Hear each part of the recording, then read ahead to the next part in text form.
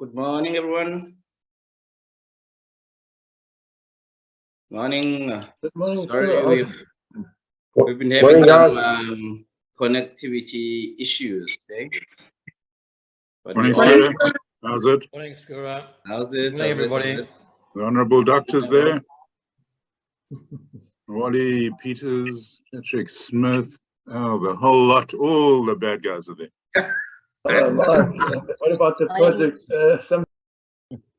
It's been joined by some more, eh? Well, I'm glad that there was a huge response to the topic. As the institute, apart from highlighting people's careers and what people have achieved and done over the years, what have they contributed to the industry, we like to be part of the debates that are happening, affecting us as the profession. Things that we feel are affecting the environment, the built environment as custodians. We want to do that. And having a forum like this morning helps us to be able to solidify our voice as architects towards a common goal to make sure that we protect our environment and we preserve it. So today we're talking modernism, particularly the ocean terminal building. Lindsay, I'll hand over to Lindsay. Lindsay will introduce the panelists that are with her.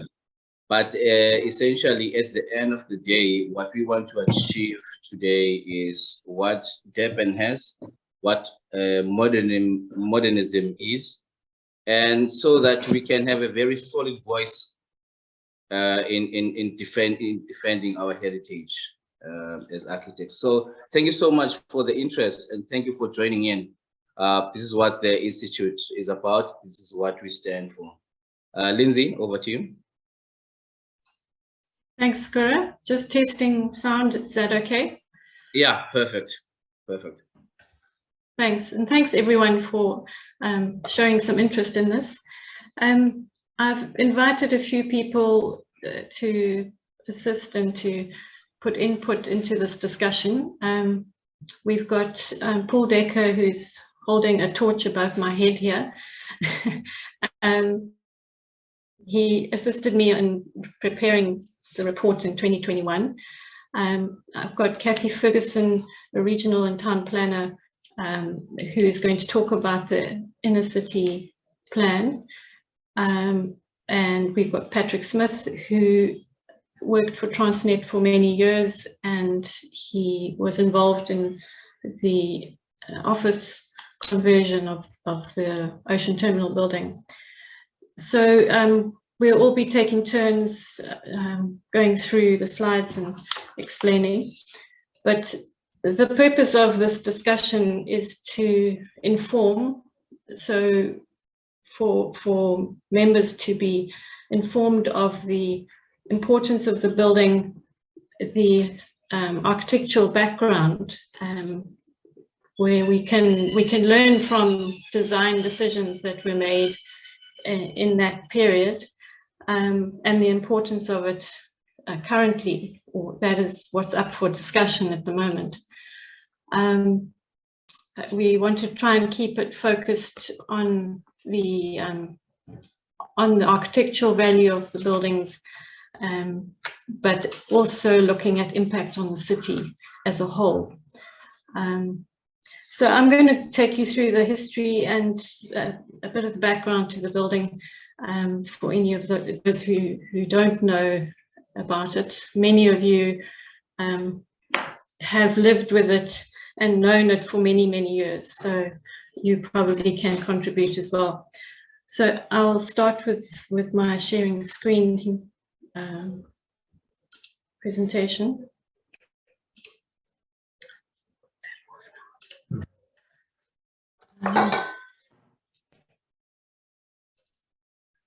Just go full screen. Yeah. Okay.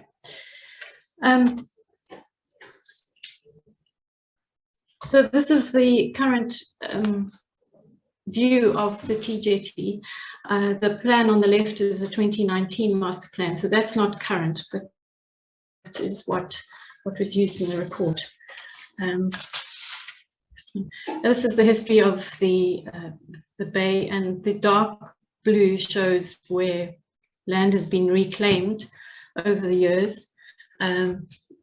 It's a good image to realize how we've, sorry, it's the other way around. It's the light blue, which we reclaimed, shows how we have impacted the natural port that we had. These are pictures from the construction pictures in 1959, 1960. So I'm just going to run through the dates. Stay on that one. TJT was built in 1941, between 1941 and 1946. Planning for the new passenger terminal started in 1958, and it was opened in 1962. There was a period between 59 and 62 when they built the basement sheds, and those were commissioned before the ocean terminal building. In 1977, the ocean liner travel services ceased. So that's when it ceased being an ocean terminal building due to air travel taking over the business. In 1990, it was repurposed for Transnet offices.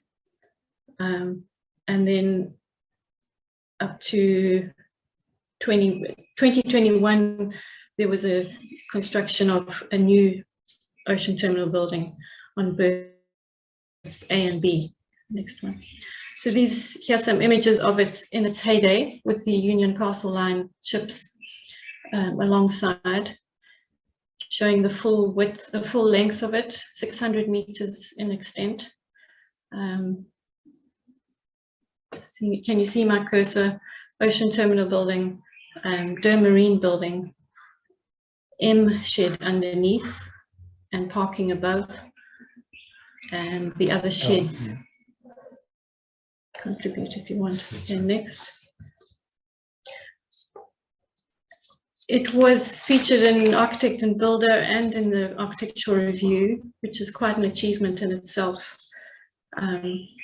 It was pushing the boundaries of structural concrete with lots of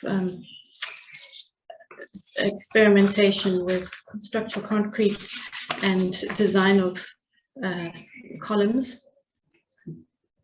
Next, these are images from the original drawings, not very clear, I'm sorry, and during construction.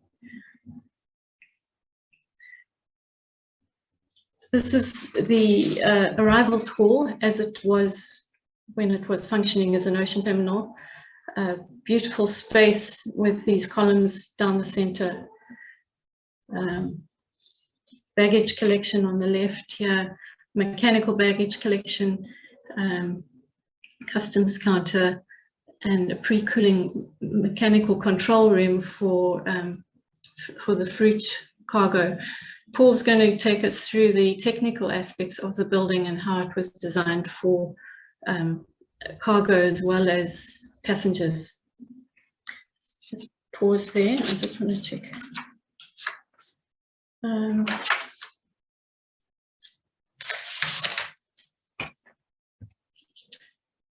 I'm going to just read the what we've written about the structure in itself, and Paul can just click through some slides. The ocean terminal comprises a well-proportioned double-volume, concrete-roofed public arrivals and departures hall. At either end of the hall are support facilities configuring across 2 floors, which include double-volume public entrance lobbies, restaurants, and ablutions. The arrivals hall, you can go backwards or forwards, Paul. Yeah. The arrivals hall is the most technically intricate building element and includes a folded concrete roof slab in a V-shaped configuration. The roof is supported on 3 rows of shaped precast columns. These columns are faceted and tapered towards the ends for the fixing of adjoining building elements, walkways, curtain walls, and sun shading.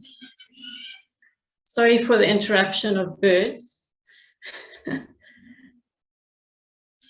The care assigned to these building elements contribute to the lightness and appearance of the main hall structure and exhibit a high level of sophistication to the structural design of the elements, with the depth of the members aligning with the imposing loads they carry. Few, if any, buildings in Durban display this level of architectural and structural synergy and execution. The quality of the structural elements were realized with both steel and fiberglass shuttering and on-site precast operations. The building frame is stabilized by groups of 3 high-tension steel diagonal bracing cords expressed on the interior in lieu of mass concrete shear walls. Let's just go forward into some current pictures. I'll come back to these. Yeah. Okay, so the building's southeast facade onto the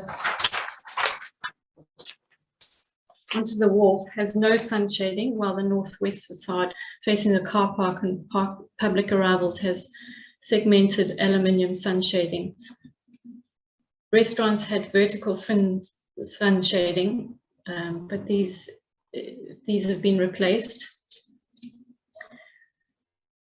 Passenger halls were carefully configured to manage arrivals, departures, and visitors' movement patterns with public access to the roof deck level. The De Marine building has office quality accommodation, 8 stories with a sculptural roof form, and is elevated on cast in situ V-shaped columns. Let's get a picture of the De Marine building.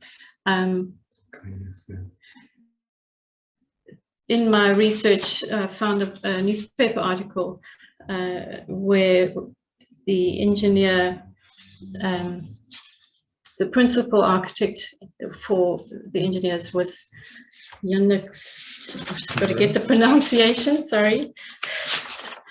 Can you say it? Yeah, Yannick Varinsky. All you say.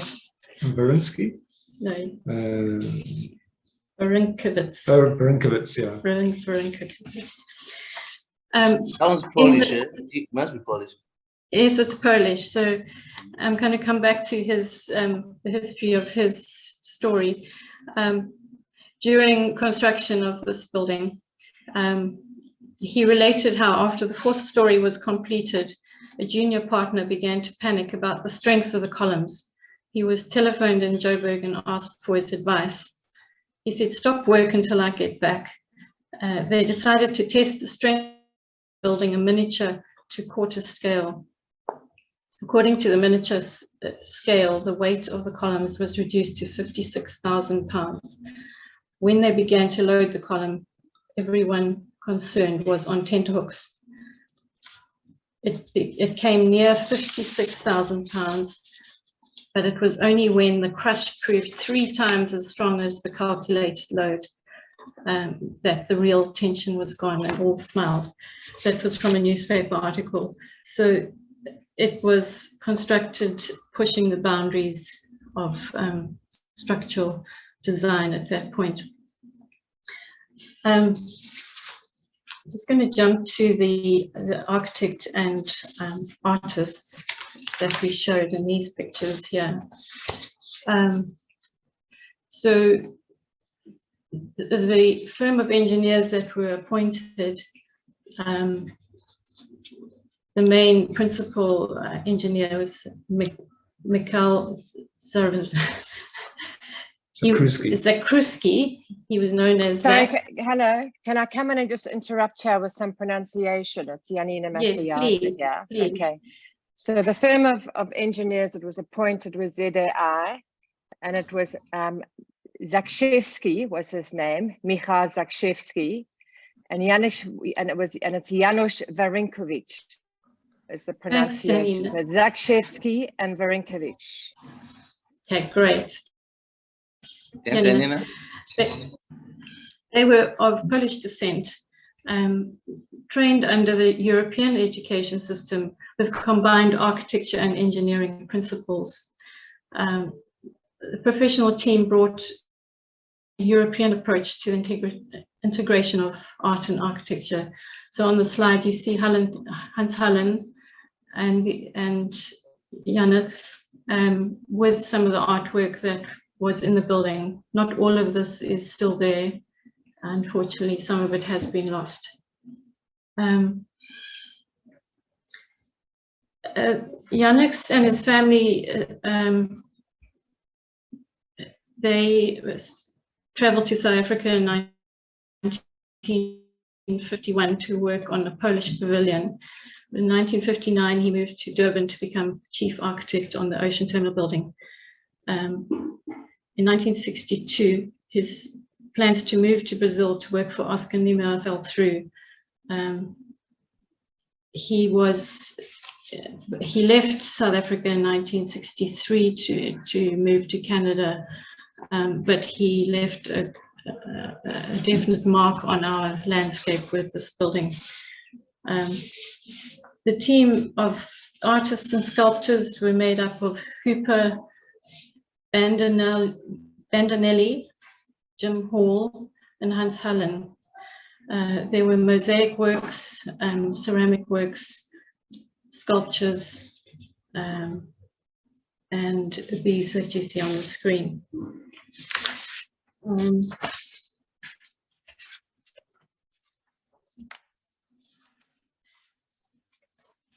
So this slide about the influences of the modern movement on Durban, which the architects and engineers brought to us, were Niemeyer's work, which was a reaction to the international style, the austere modern movement that had been seen in Europe, and a response to our climate,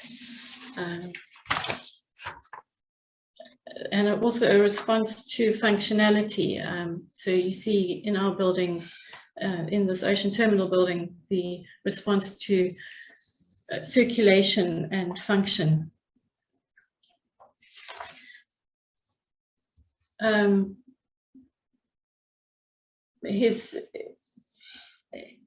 Niemeyer had influence on Angola, Mozambique, South Africa. You see a lot of influence in Johannesburg and in Durban projects. Crofton and Benjamin are one of the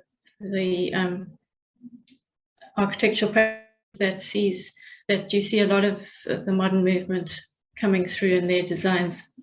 Let's just get to the next PDF. There's a few pictures of modern movement. Sorry, that one. I'm jumping ahead here. These are buildings by Jeffrey Lucieux and Sonny Tomkin. And then the End Shed, which is part of the Durban Harbour complex, all displaying the early modern movement influence, very austere, very minimalist.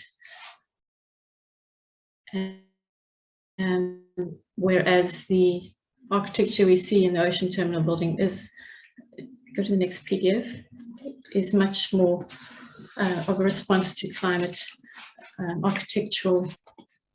So these are also examples, just run through these PDFs of other modern movement buildings in Durban, international style and modern movement. Okay, we'll just stay on the PDF. The Sugar Terminal building, that's 1962.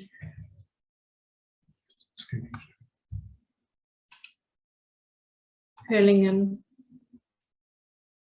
1958.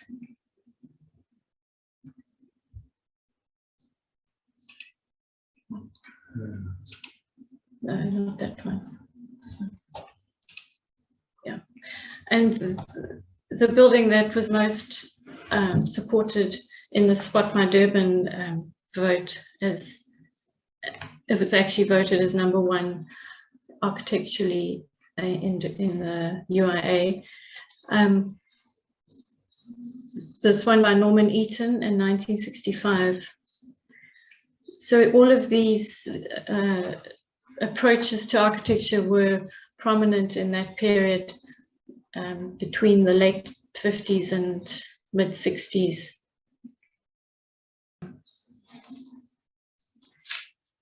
Go back to the drawings. Yeah. Paul's going to just go through the technical way that the building was designed. The drawings are original drawings that the only records we have, and they are as it was built. Is that right, Paul? Yeah. So we got a big batch of drawings from the Transnet authorities when we were commissioned to do a report. And it's 1,000 drawings of all the earlier schemes that were not built, as well as the technical drawings for the construction. So if you can see the mouse, it's the Ocean Terminal Building, Marine. There's a parking deck that is one level lower. We might see a section just now. And the parking side L shed is 2 levels in height. The platform for the Ocean Terminal Building is 3 levels in height. The top level being the roof deck, parking deck around the Ocean Terminal itself being a double-story building, and the Marine building being about 8 stories on top of that 3-story plinth. And the plinth is mainly positioned or designed for packaging of fruit for international export. And we might see a style of the lower floors. It was, you could say, technically inventive at the time, where they were controlling the preservation and temperature of the fruit, the forced mechanical cooling system. And this is the elevations from the berthing side of the building facing east, and the entrance side of the building, public entrance side of the building facing west, with the split of European and non-European entrances and the hall in the middle. Can I just come in there? One of the things that the designers had to comply with was the new apartheid laws. So the architects responded to that in equal provision for each group. So you have the European and non-European restaurants serving passengers who would have been non-European, but not really serving. So carry on.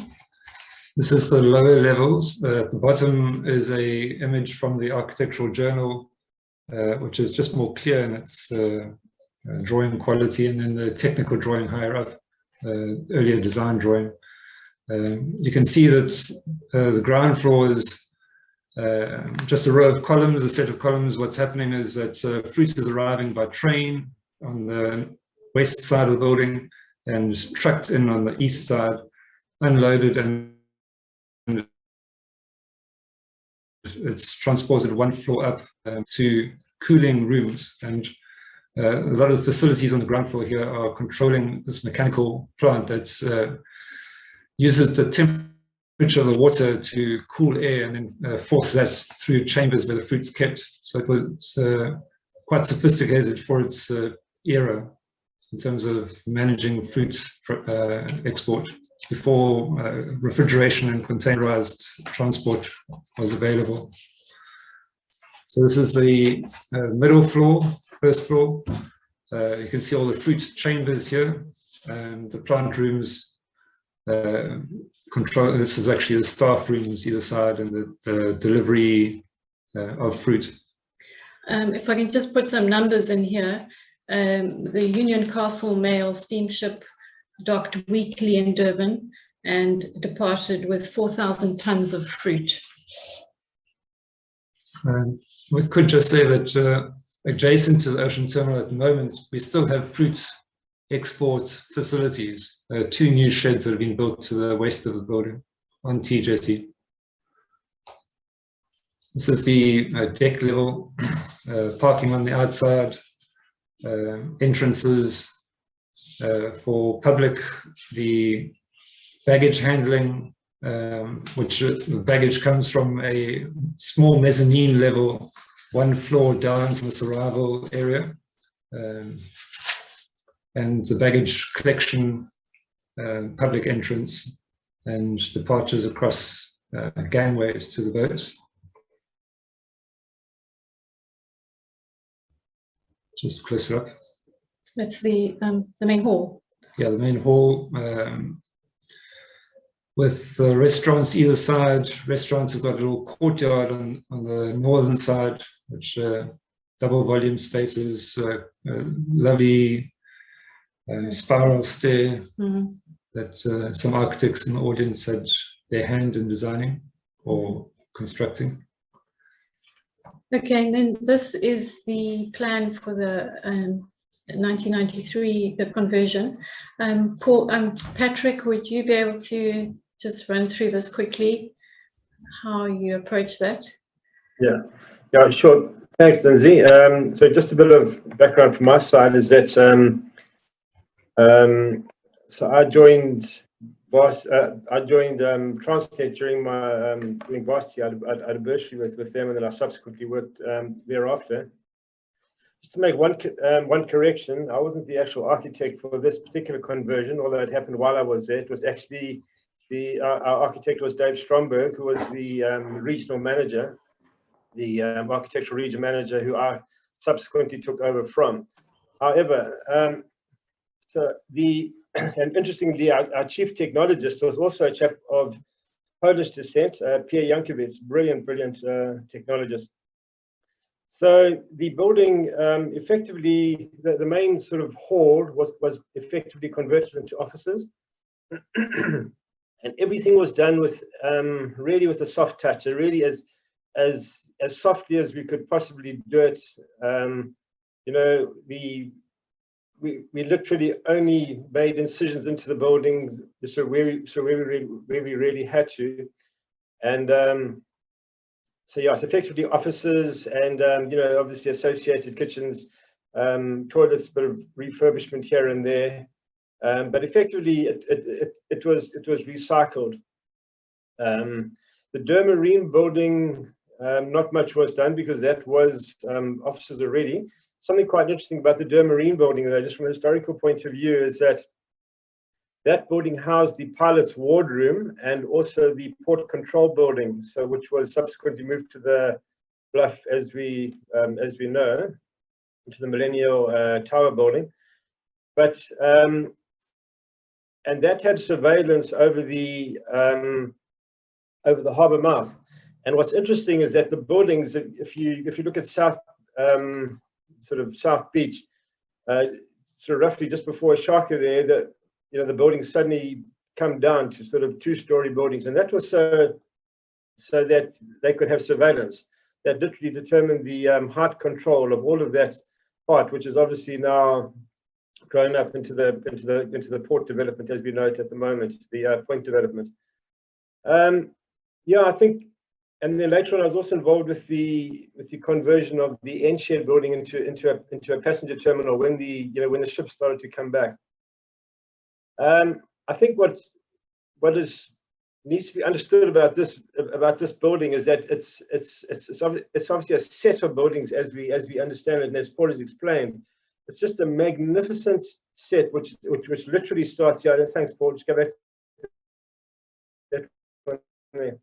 I'm looking at that section there, which actually it actually carries on right to I guess, to the east side, and sort of culminates in a beautiful staircase right on the end. So it's really been seen as this long linear sort of set of very, very beautifully proportioned buildings. And yeah, I mean, to me, it's just a building. It's a building that's very close to my heart. I've spent many, many, many hours there and being closely associated with it. And I think the idea of this set of buildings being demolished, I think, is just horrific, really. And I believe, hopefully today, we can muster some support to try and stop this, or or just get the port to rethink things. I think there's a lot of options. At that time too, I was very closely involved with the with other port planning projects, including the design of the car terminal building. The one with the brick sort of detailing on it, and it's my understanding that they want to build additional car parks here for obviously for import and export of cars, and I don't see why one can't just do more of the same, adjacent to the other building that we did. So Pat, we're going to look at that now. Shall I go on to those slides and talk more about yeah, it? absolutely. If you want me to, or if you want me to come back later to discuss it, that's absolutely fine. So it's interesting to see the next what they're proposing. Lindsay, sorry, can I just ask a question while Patrick's finishing off here? Yes. Yes. Hi, Pat. The alterations, the repurposing, the introduction of offices into the complex, is it, in your opinion, reversible? If it's taken out? Yes, it is. Yeah. Were there any structural alterations or additions made at the time? Ken, very minor structural alterations. Yeah, as I say, there's certain incisions that we had to make here and there just for sort of practical reasons. But I mean, that beautiful floor was pretty much kept intact, and everything was really done. I mean, the entire external facade was maintained, and it actually worked incredibly well as offices. I mean, there was, there's things that they were including in the design at that stage that really have now become sort of household, sort of things that we consider daily now, sunscreens and all these sort of things. I mean, this building was so way ahead of its time, really. So I presume from what you're saying, I presume you made no alterations to the facade. Not much, very little. So, very, I was very just concerned about Lindsay's statement that some of the artworks had disappeared. I don't quite know what has disappeared and how it may have impinged on your work. But anyway, what you're saying is that the internal alteration works can be reversed. That's what I want to know. Yeah, I say pretty much. Okay, all right. yes, I can agree with that. And from what I've seen and visited there, it's a very nice space to work in. It's very light.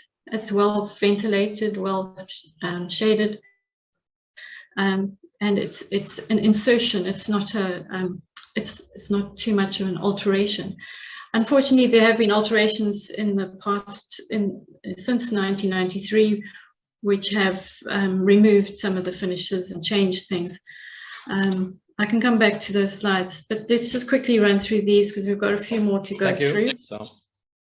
These are slides from the AMAFA presentation by Transnet. I'm not going to try and present what they presented, but simply put, this is what they intend to do, to demolish. This is the proposed terminal developments. I'm just getting the colors right here. The yellow is the car stacking section. I think the A and B are containers. Here we go. That's the current.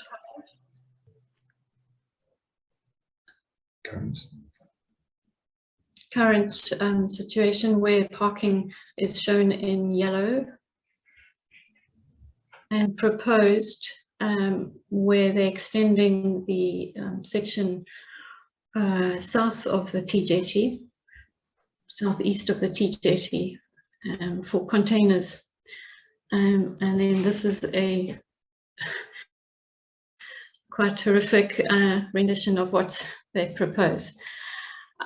So that's simply put what is proposed. And then also on the slide, which is not shown, is a proposed administrative building. I think it's going to be located, oh no, it's going to be located next to the cruise terminal, sorry, where they propose to take anything from the buildings that are demolished, artwork, any heritage features from this building across to a new building, and have virtual tours and things like that of what has been lost. So that's their proposal. Lindsay, sorry, Lindsay. Before we, yeah.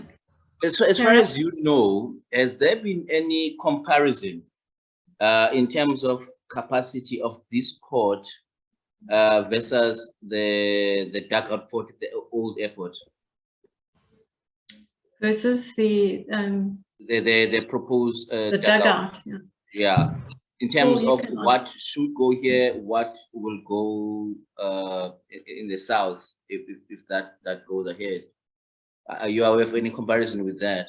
Yeah, if I could have some words, I talk from a place of only partial knowledge, but as far as I can read it, is the dugout port was shelved some time ago now, although it was the way forward initially.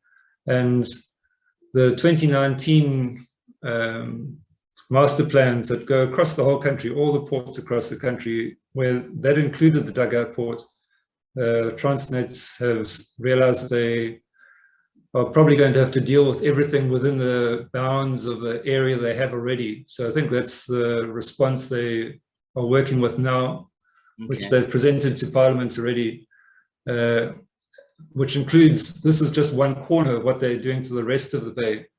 It's also in the MAFA reports, their current master plan.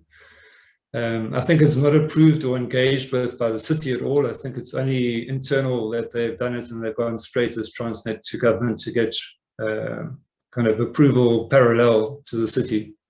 So filling up here is a part of the container response, and the other containers extensions are all across the other side of the port.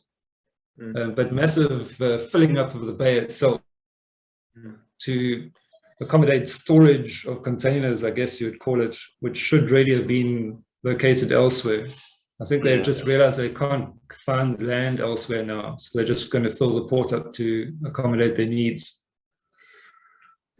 Okay, cool. Thanks, Paul.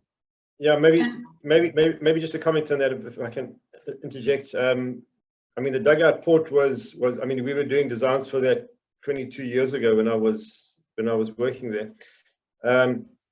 I mean, to me, that is it is such an obvious alternative. I mean, if one looks at what's been proposed here, it's you know, within the existing port, it's a very finite. It has very finite potential from a development point of view, which is gonna run out sooner or later. I mean, I think if anything, we need to try and reopen that discussion. So just to give the background is that the dugout port was intended primarily for containers and obviously containerization.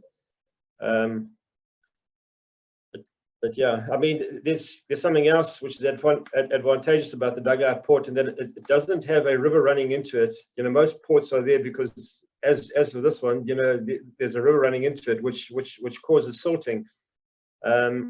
So the dugout port is much easier from a cleansing point of view internally, because you know from a silting point of view.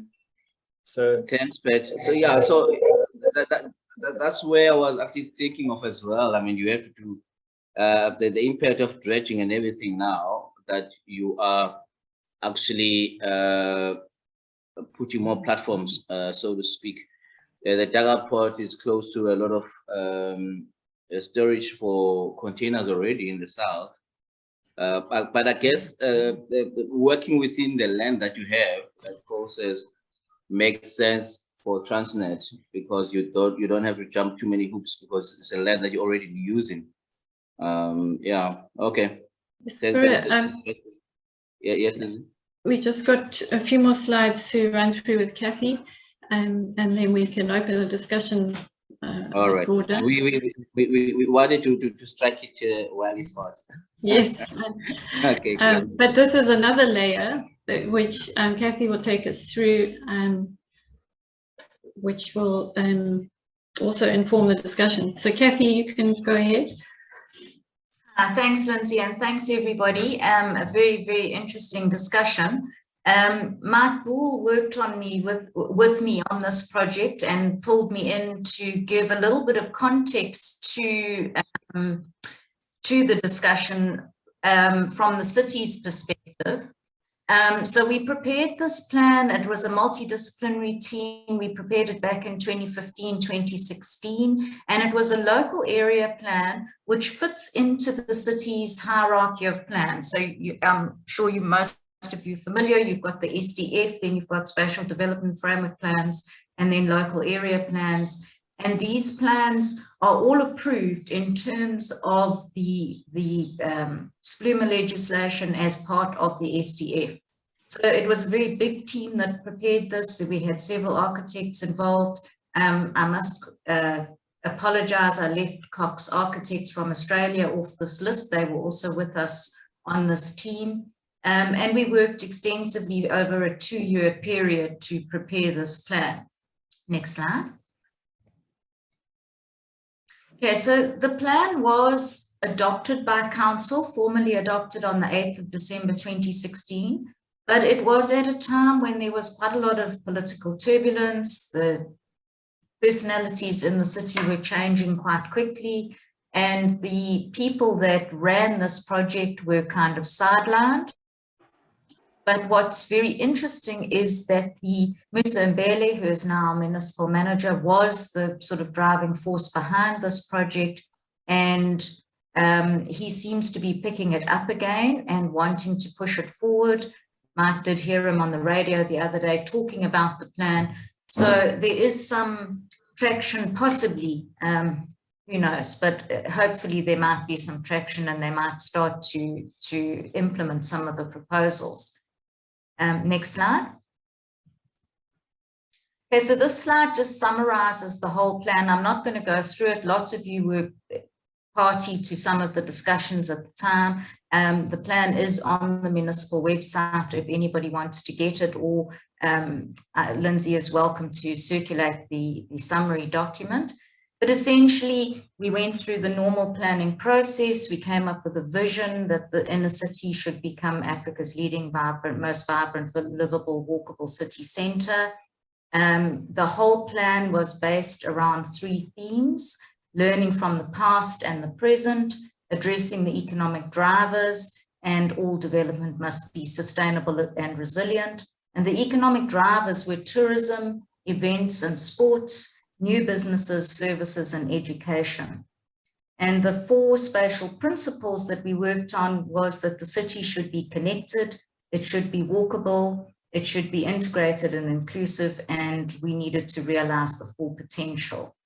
And then the strategy looked at achieving this through coordinated leadership, intensive urban management, and large and small projects. And that cascaded down into a whole implementation plan, which is available if people want to have a look at it. Next slide. So what was interesting about this project was we worked it all around an inquiry by design process, and we had over 90 meetings and workshops, and we had a public open day. So there was a lot of involvement in the preparation of the plan, and the Transnet port guys, Kieran Parthab and Amit Nandakar, were both invited to several meetings. We had one-on-one meetings with them, and then they were invited to the workshops and to the open day. So the port, this part of the port team are aware of the inner city plan. Next slide. So I think these three images are probably the most important for this discussion, was that the potential for regeneration was to be realized through reconfigured streets, new streets and pedestrian priority areas, new development blocks and regeneration of the existing city, and the upgrading of the public realm. And within those red rings is the area that we're particularly talking about.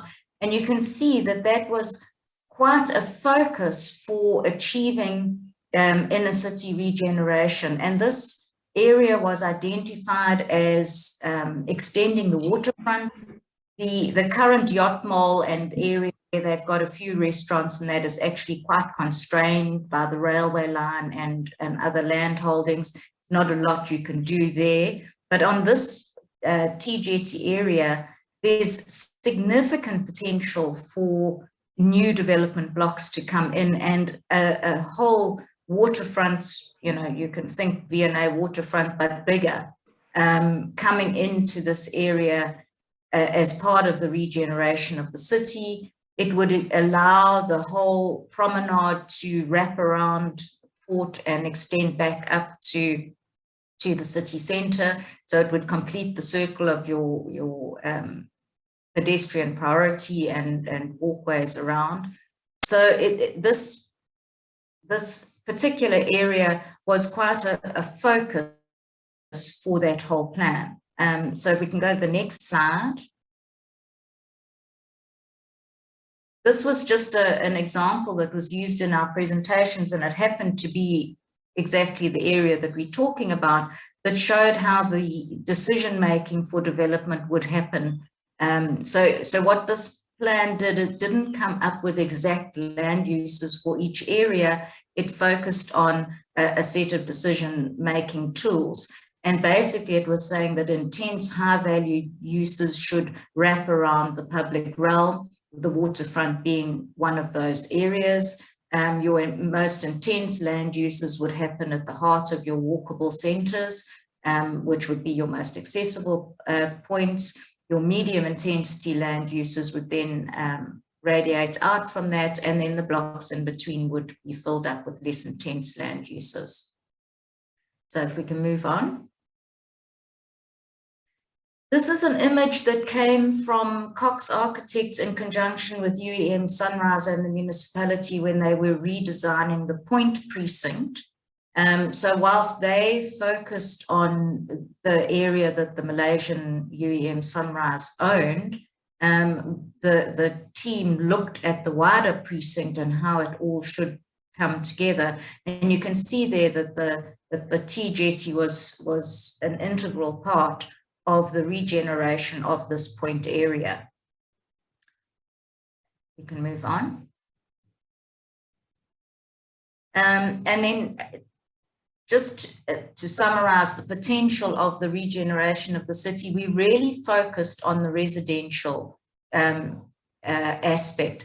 So at the moment, the city only accommodates between 60 and 70,000 people. And if we really want a vibrant CBD, we need to bring people into this area. And it, you know, there's all sorts of good town planning arguments as to why you would bring people into the city centre for access to employment and transport and all those good things.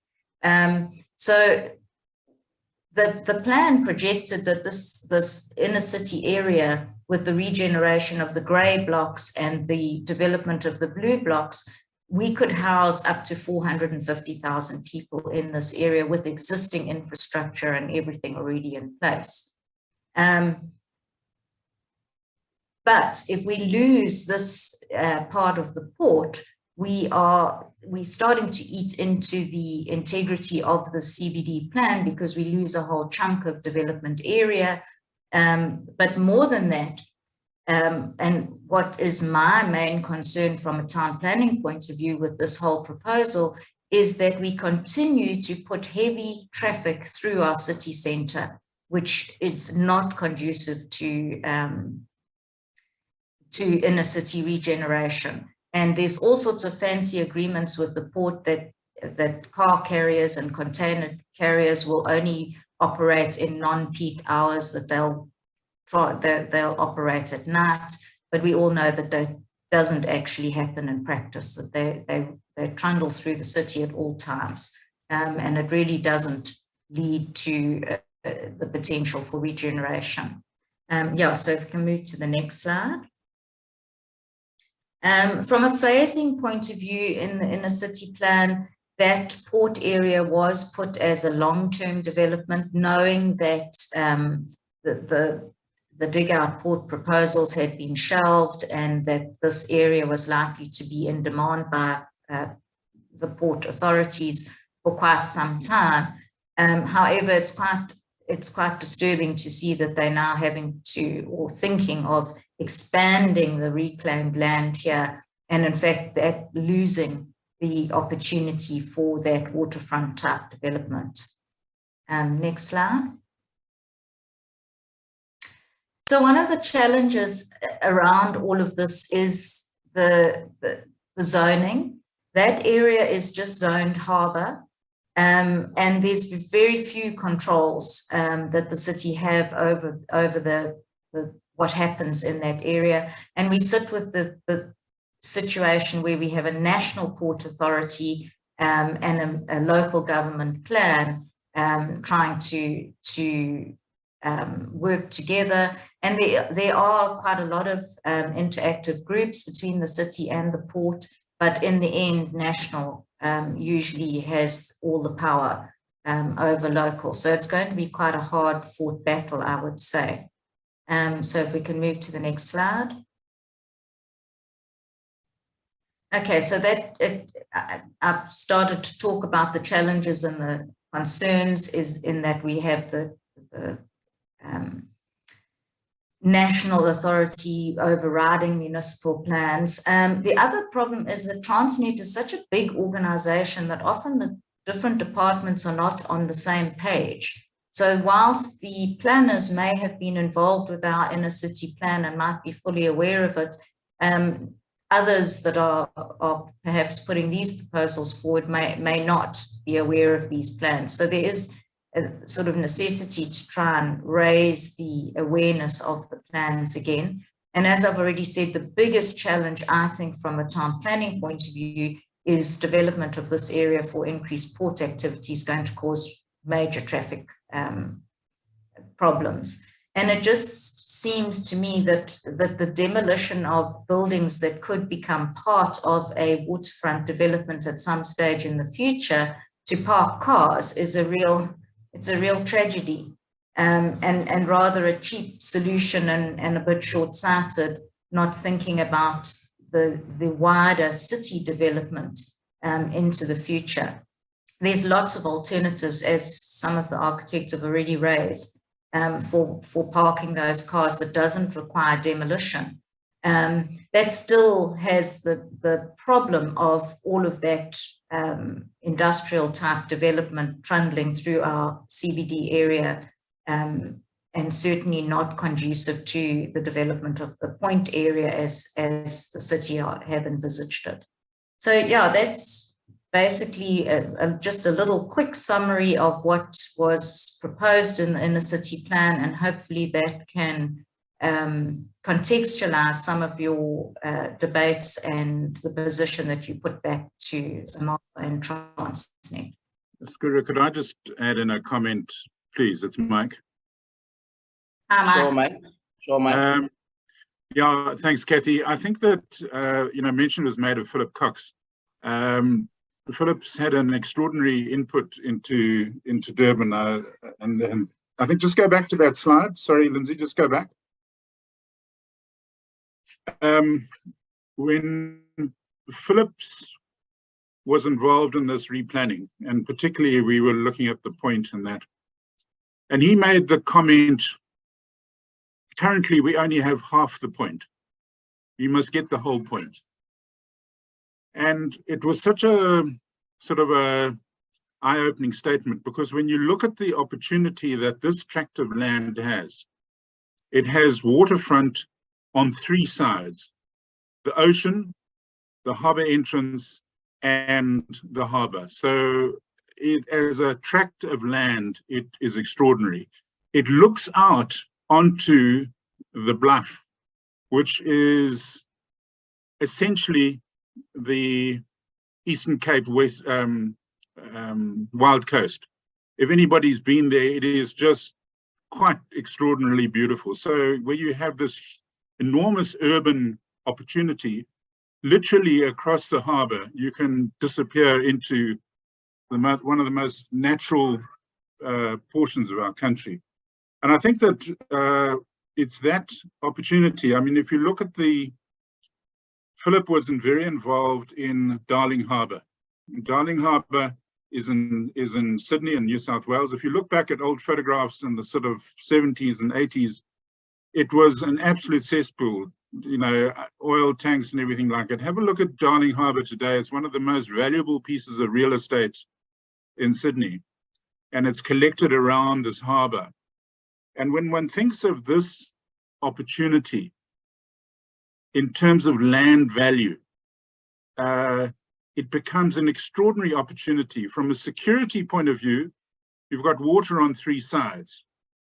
And you've got if you want to be in a gated community, this is the ultimate gated community. It's virtually, you know, a quarter of the city is gated.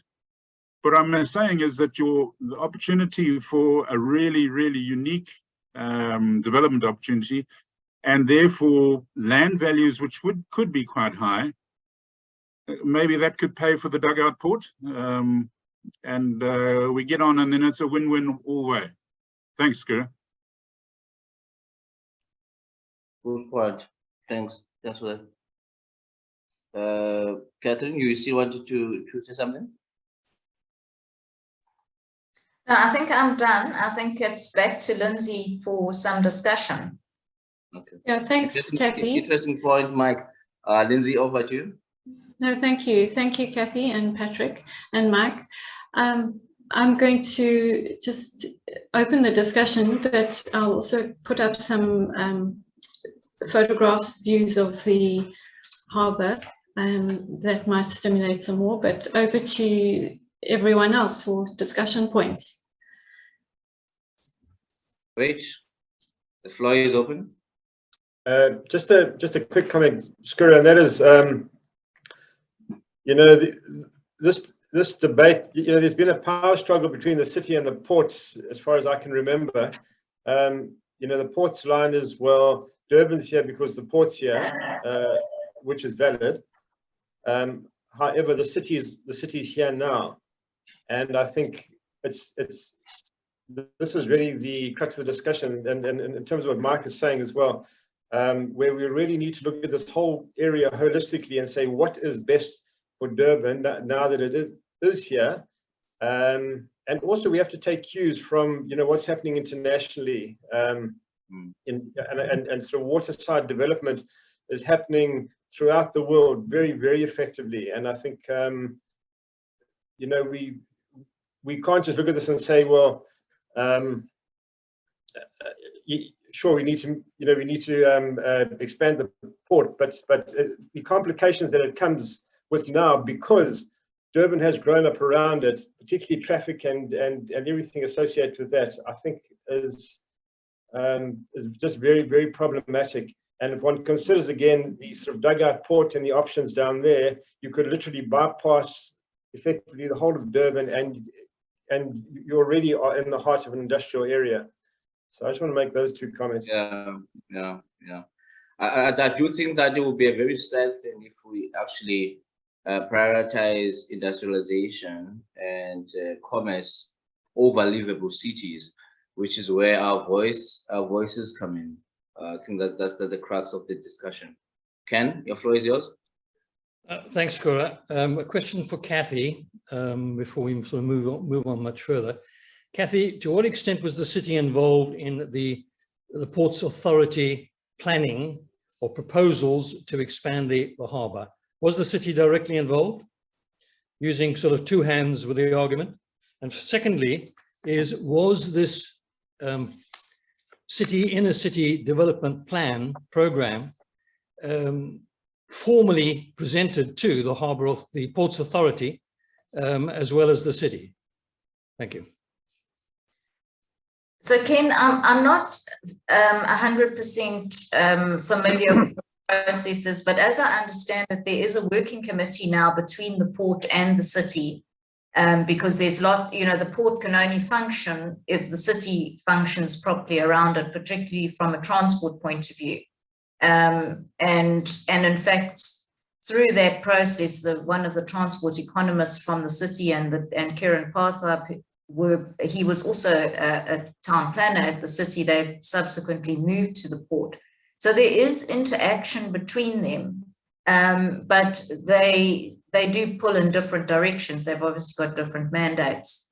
But to what extent the city has been involved in these new plans, I'm not at all sure. But certainly from an environmental perspective, any of this infill development, and that has to go through a full EIA process, and the municipality are fully involved in that.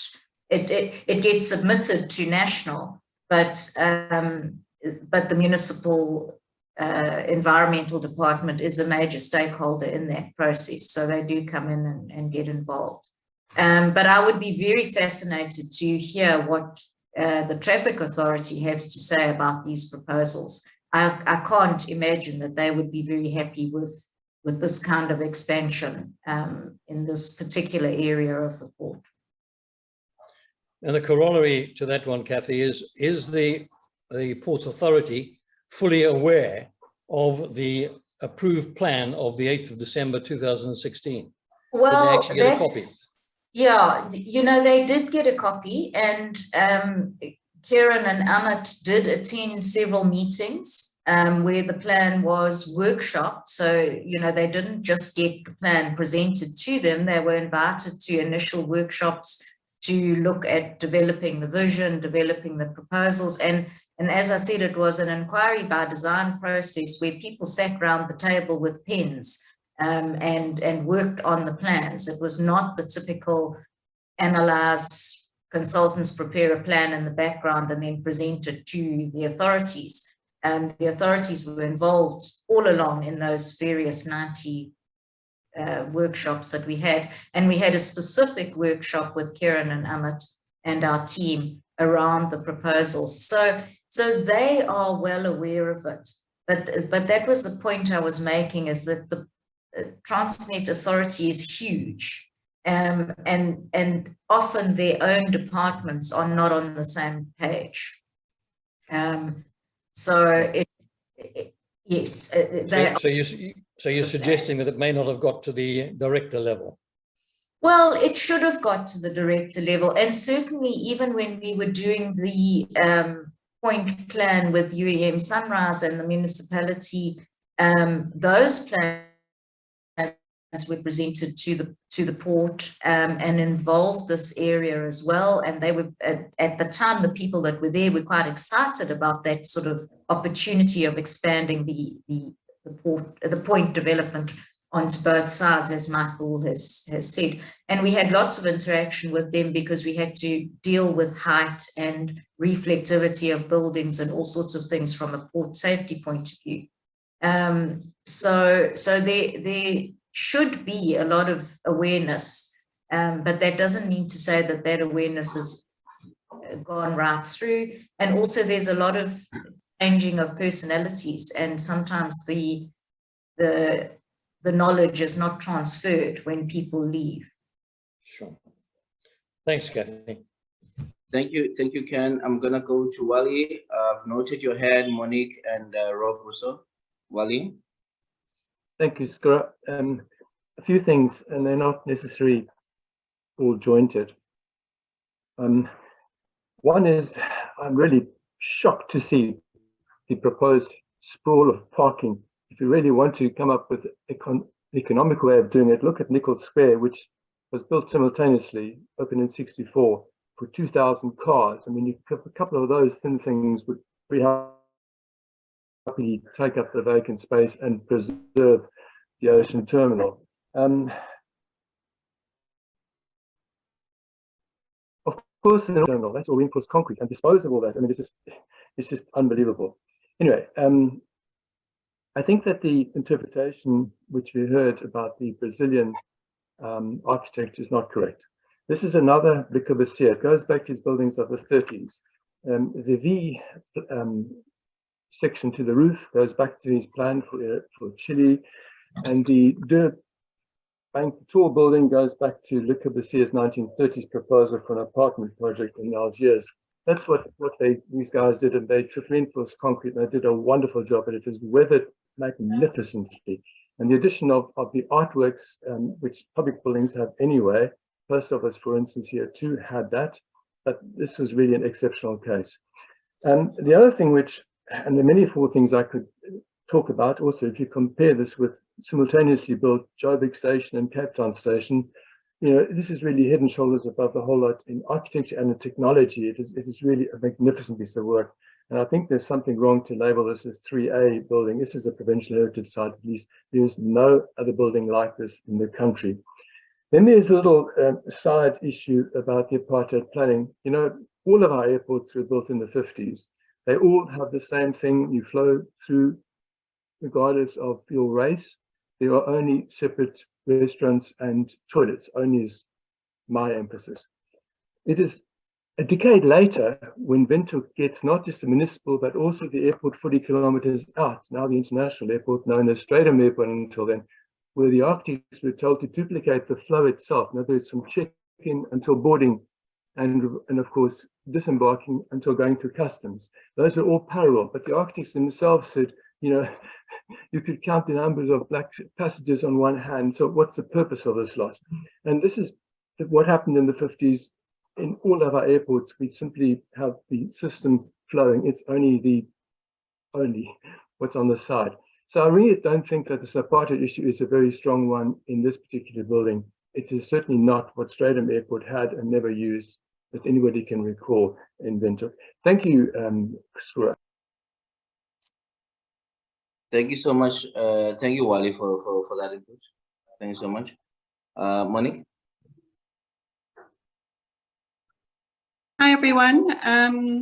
I just wanted to say thank you for a very interesting presentation. I think it's great that we've got a forum that we can openly debate these issues.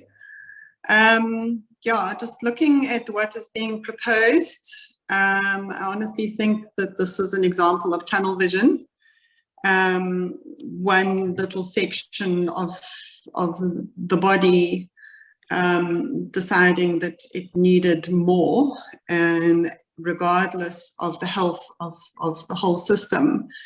I think if this proposal goes ahead, I think it's going to kill what little development has happened on the point. It'll almost be like a strangle on the throat of that point development. So whatever initiatives have gone ahead, and it really has shown lately for various reasons. I think we can kiss any development on that frontage goodbye.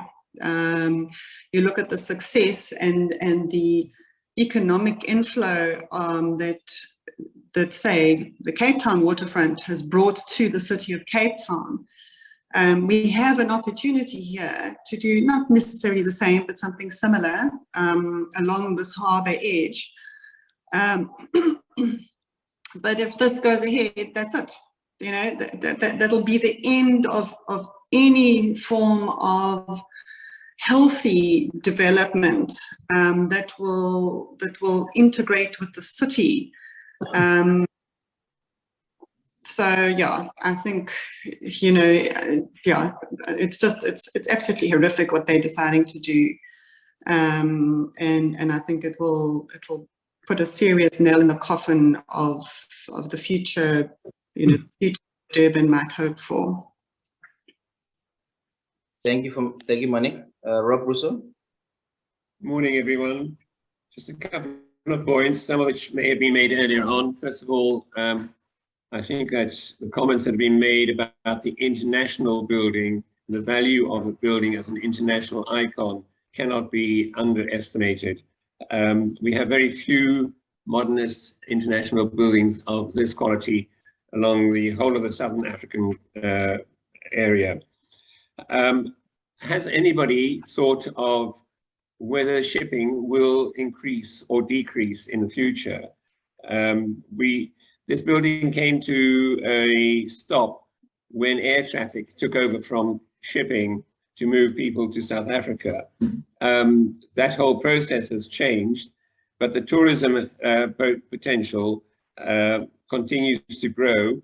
And there was quite a lot of emphasis in Kathy's presentation on the development of Durban on tourism. We are removing a iconic sense of arrival. I may be prejudiced because I actually arrived in South Africa at this building, and I will never forget the amazing impression it made on me and the smooth flow of entering into South Africa. The fruit export business. If this building gets turned into a parking lot, what happens to the fruit export? Have we suddenly decided not to export fruit to overseas? And I think really people should take a look at what has happened in Brisbane, in Sydney, and in Auckland, where the harbours have been moved out of central town.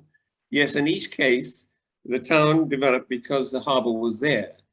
But as the town developed, the harbours have been moved out, and those harbour fronts have been incorporated into the city quite wonderfully. And I think we've emphasized the trouble of getting people through town, but it isn't just there. If anybody has been through Gale Street, Umbilo, and tried to get to the other end of the bluff and seen the unbelievable congestion of badly planned traffic going into the harbour at that end, it's time that the city actually addresses that issue as well. And maybe it redirects its traffic down to the old airport area for a harbour there. And finally, just looking at those very fine buildings, the 1980s, there was a competition for a central city cultural centre, which was held, which was won by Rudolf Bogart, and then just disappeared. There's a possible repurposing of these buildings for similar uses in a more residential area of Durban. Just a couple of comments for people to think of. Great. Thank you. Thank you so much, Robert. Sandra, I think it's Sandra from Docomomo, if I'm correct. Yes, hello. Hi, everyone. Thank you very much for the presentation. I think it has appeased some of my fears. The first thing is that when we talk about the buildings that we do, talk about the whole complex of buildings, you know, not just the top structures that the Durban Marine and Ocean Terminal buildings are, you know, so that we talk about the whole precinct. You know, from my knowledge, this type of combination of public structure, passenger terminal, the cargo holdings and so on, that combination of functions and the sort of scale of the whole precinct, I don't know of any other port or harbour in South Africa where there is something similar. So from that point of view, it's very, very unique. And then on top of it, it's the architectural excellence of that. You know, from Docomomo's point of view in sort of advocating for modern movement heritage, you know, it's very important that we do not focus solely on the architecture and the architectural legacy of these buildings. We must motivate it from a broader urban and planning point of view as well. So I'm very grateful that that information came through. The last thing that I want to sort of pick the brains of the people that are present here today is that for me, the Ocean Terminal Precinct represents a very particular sort of, how can I put it, trend in sort of Durban modernism, which is the combination of, or the close collaboration between architects and engineers. And there's a legacy of people involved in the Ocean Terminal building. I'm thinking of Hans Salen, the Masujadas, even El Stratford and so on, all people who moved through what's the name, there's Shevsky, sort of the SAIA firm, that sort of continued that collaboration of architects and engineers. So I'm interested to know if people can think of other examples in Durban where that collaboration is evident. And then just sort of as a last point, I did do some research with Docomomo International to find what Verunkovic did after he left South Africa. And I can tell you that he was involved in some of the metro stations in Montreal, and that also he did a massive development called the Pyramid on Nuns Island in the Montreal harbour. So you can look that up in your free time. Thanks. Thank you, Sandra. Mike, and then I've noted Ivor, I've noted Arthur, I've noted you, Kirk. Mike, you can come through again.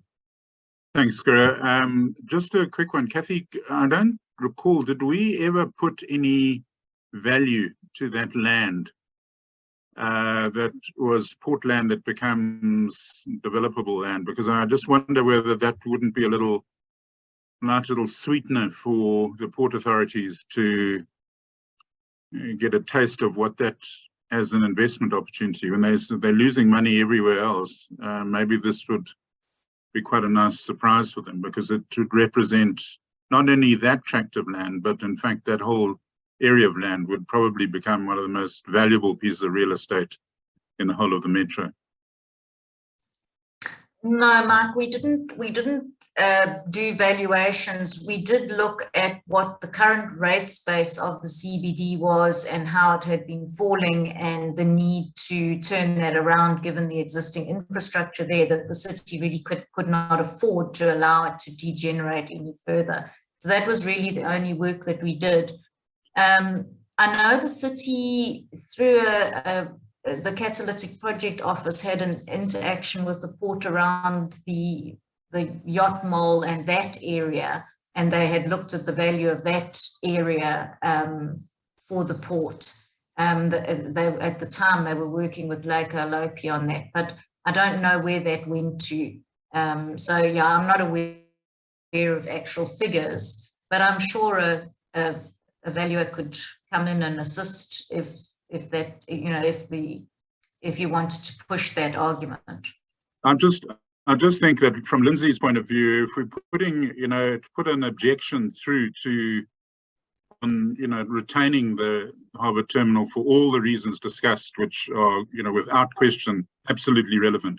But it just to say, look, this plan, which has been reviewed and prepared and discussed, I mean, it had the public discussion in that probably was unparalleled in the city development, and that it represents an asset base for Transnet, which they should not ignore. And I just think that maybe, Lindsay, you could speak to a valuer and say, okay, what would this land be worth if it was to be transformed as is proposed?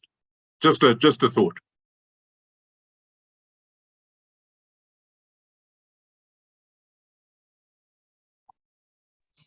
Thanks, Mike. Thank you, Mike. You want to say something, Lindsay? Before I go to contributors? Okay. I've got Ivor, I've got Arthur and Kirk. Ivor, please go first. Hi.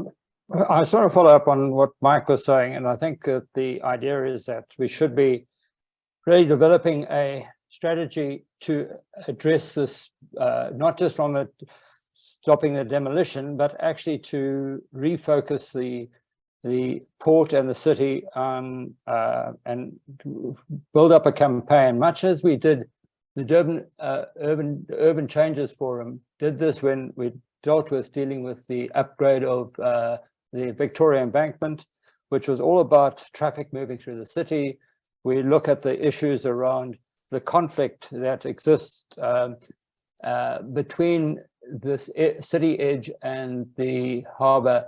And if you think of the planning, taking Mike's point about the value of land, to put it into car parking for export, I know, but at the same time, the issues around the security, I mean, this building has been isolated by security reasons over the years, since 9/11, I think it was, that Port brought in a whole lot of restrictions of access to port areas, etc.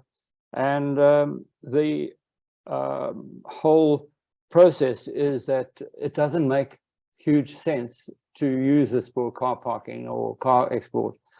When I think back to Barry Bierman gave a lecture some years ago, a public lecture, where he compared Durban to Venice, and this building appeared very much part of that whole issue of the relationship between the water and the city, which I think is a critical component for us finding ways of convincing Portnet and the city to support ensuring that this building is not lost, but is in fact this is integrated into the city in some form.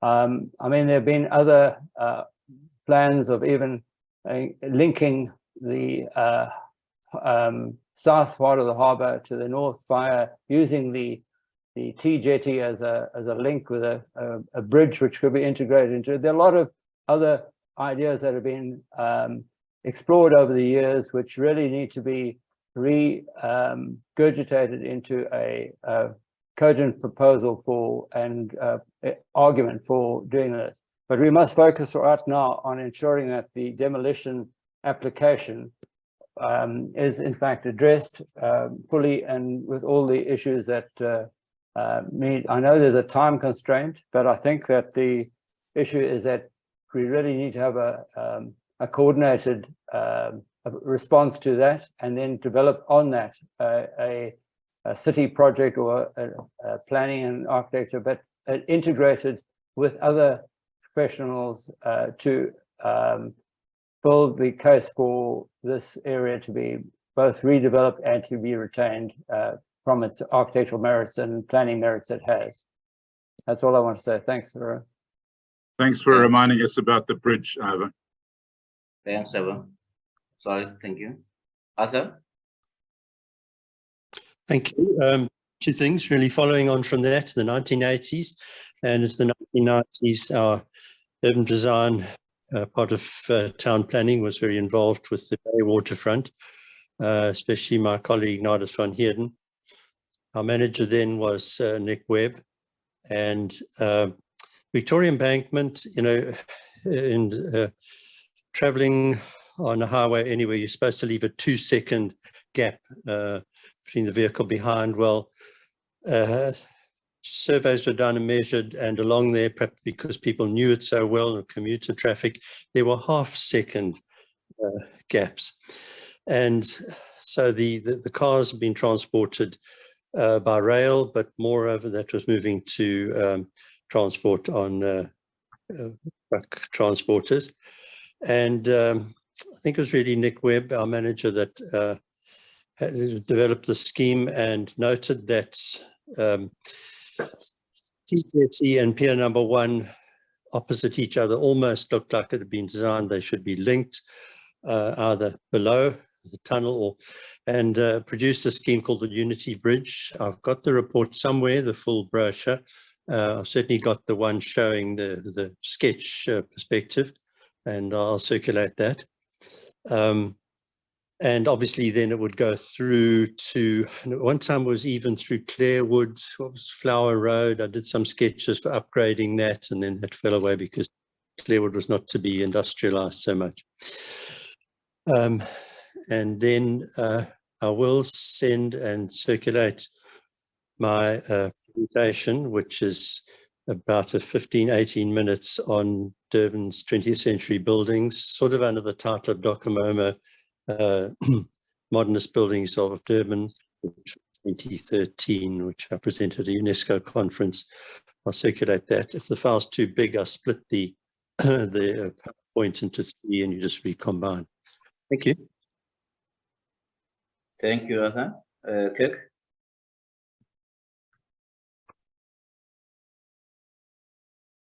Hi, can you hear me? We can hear you, but not see you, so but it's fine. You can hear you. Okay, go ahead. I'm saying video and mute. Yeah, okay, sorry. Yeah, that's fine. You can't see me, but you can hear me. That's good. I want to run through a number of points, maybe disjointed as well. I want to reinforce and back up Wally's position about this being a Corbusian building. I think that is a central point of argument on that influence. So we must develop that.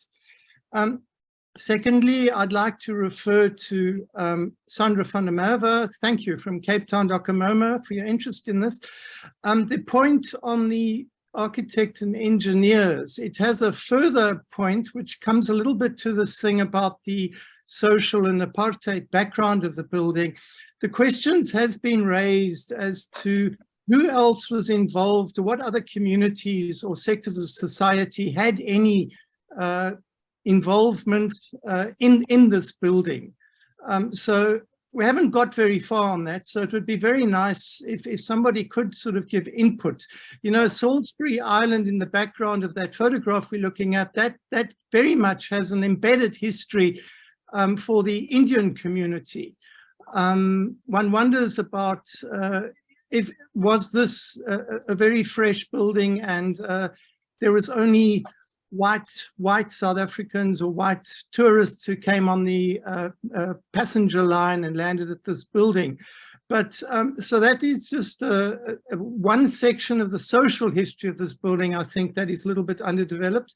But coming back to Sandra's point, where she's looking at the architect engineer position, I do know that Derek van Heerden and Tony Wilson, they were looking at the role in the 60s and 70s of engineer designers in the city and came up with some very good stuff. So I think I would be very interested in actually, Tony Wilson is still here, sorry, Derek van Heerden is still here, getting hold of Derek and trying to maybe input a little bit more into this issue of Sandra's, about how much did the engineers influence the mind of architectural design in Durban.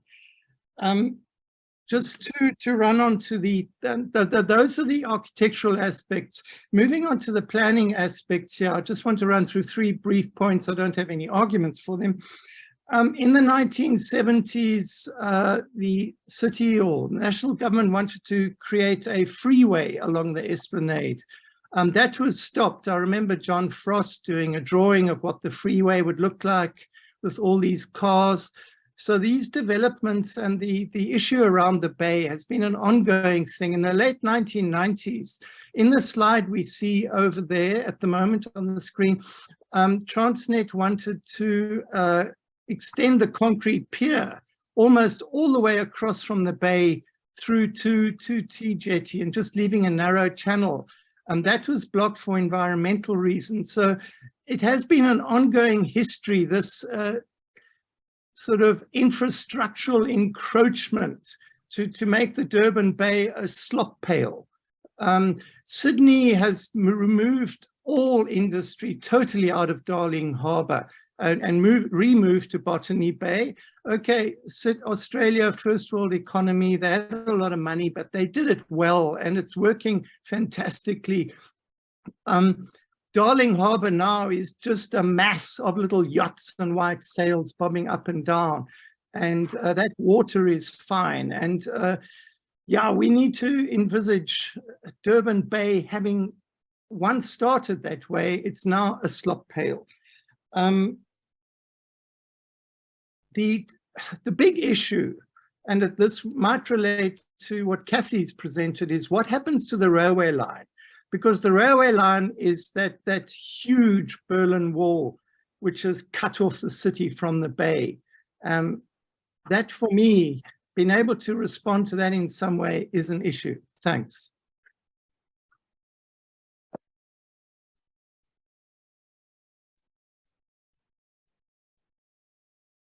Kirk?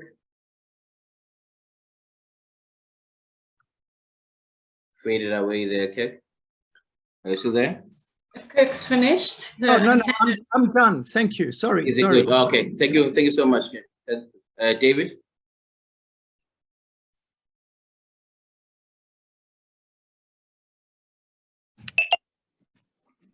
Hi there. Hi, David, you could go ahead. Guys. Okay, hi, yeah. Guys, I just, I have an intimate knowledge of this area. I've done a lot of sailing in and around it. And the building we're talking about is an amazing piece of architecture. It's always resonated.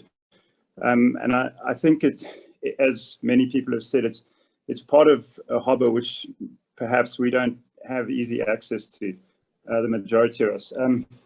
So obviously, I think it's really important to protect it and to ensure that it doesn't get lost.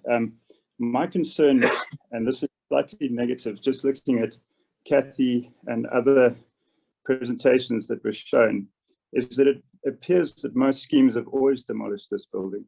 In the drawings that I saw, if I look at them, there are new buildings developed on T-Jetty, and I think that's going to be something we need to be careful of in presenting those schemes, because it appears as though the building itself was always lost. That's about all I have to say. Thank you. Thank you, David. Ivo, I don't know if you want to come back, if that's a new or old hand. Yeah, I think that you know, Kirk and I think some of the other speakers have raised the points I already made, but I think that we ought to move beyond being emotional about it, but actually be able to put cogent and planning reasons why this building needs to be kept and be integrated more holistically into the city. We talked about its integration, its potential for integrating the city, both south and north of the bay, but also with the bluff, etc. And I'm emotional about the building because, in fact, happened to be the first building I ever worked on. I worked for Mashek and Associates at the time, and I, in fact, Hans Holland was my supervisor, and I worked on some details on this building. So it's a emotional building for me, but I think we want to move away from just the emotion, but in fact be driven by cogent reasons, economic reasons why this should be kept. That's all I wanted to say. Thanks, Karim. Thank you so much. Thank you so much, Eva. Sorry to put you on the spot, Kathy Monroe. I don't know if you have something to say. If I round up the comments.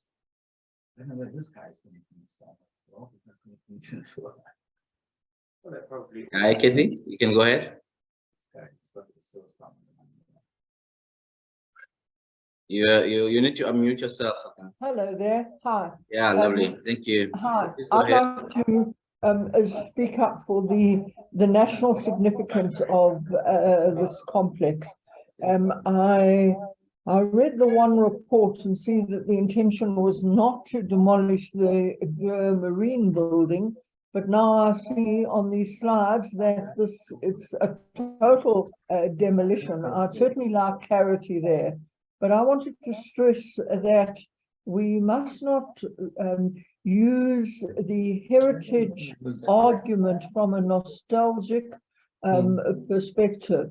There are very real, significant reasons why heritage certainly is about history, tradition, identity, and a vision not only for the past but for the future, so that it can be incorporated. One is not trying to resist all and every possible development, but there has to be some sense to this of relating the proposal to both the past and the future. I do think that it's important to bring in other voices from around the country. I would like to know what the South African Heritage SAIA has to say as an independent body. They're supposed to be there to be connecting and engaging with people such as ourselves. I can certainly speak for the Heritage Association of South Africa, and we're having a meeting on tomorrow, and I shall be bringing up this question and this proposal and saying that we do need to throw our weight behind resisting this demolition. Thanks very much. Thank you. Thank you, Kathy. Thank you, everyone. I think that we have got the meeting was quite fruitful in the sense that we wanted to just get views from membership, and apart from thanking that everybody attended, so we had 80 people coming in on the call this morning, but I think the caliber of people who came in, people who have been in the heritage space for much longer than I had even studied architecture. That is really great to have, colleagues. So thank you so much for that. And as the institute, we want to now be able to compile a response, to be able to have a voice as the fraternity on how we engage authorities regarding that building. So thank you so much for your time. We've gone over our allotted time, but it's a very important topic. It's an emotive topic. It's very critical to our city. It's critical in making sure that Durban becomes a livable city. It's critical in terms of making Durban becoming sustainable. So thank you so much for that, for the contributions. In terms of going forward with communicating with authorities and making our voice heard in opposing demolition of the building, everybody will be kept in touch. And please, colleagues, just respond. If we draft something that we want to take out, we need your responses, we need your inputs. Please on the lookout for that. But the institute wants to make sure that the architectural profession has a voice in our built environment. So thank you so much for coming through. Thanks, so, thanks very much. Thank you so much. Thanks, everybody have a good weekend. This is our last practice breakfast this year. The next one would have been on the 16th, it's a public holiday. So I'll see you again in January. Thank you so much. Cheers, guys. Thanks, guys. Thanks, Guru. Thanks, everyone. Thank you, Lindsay. Thanks, everyone. Bye.